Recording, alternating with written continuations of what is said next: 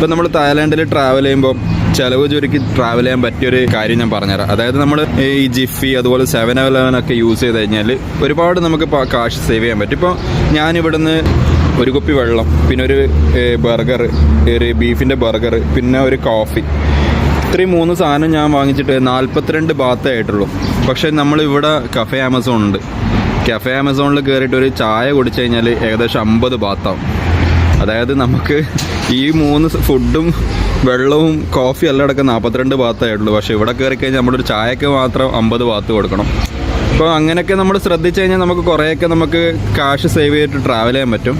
ഇപ്പോൾ ഇവിടെ എന്ന് പറഞ്ഞാൽ ജിഫി എന്ന് പറഞ്ഞാൽ നമ്മൾ 7-Eleven അപേക്ഷിച്ചിട്ട് ജിഫിയിൽ നമുക്ക് കുറച്ചുകൂടിയും ഫ്രഷ് ആയിട്ടുള്ള ഫുഡ് കിട്ടും. 7-Elevenൽ നമുക്ക് എന്താ പറയുക, നമ്മൾ പ്രോസസ്ഡ് ആയിട്ടുള്ള ഫുഡൊക്കെ ഉണ്ടാവും. ഇവിടെ ചേച്ചിമാർ ഫുഡൊക്കെ ഉണ്ടാക്കുന്നുണ്ടല്ലേ.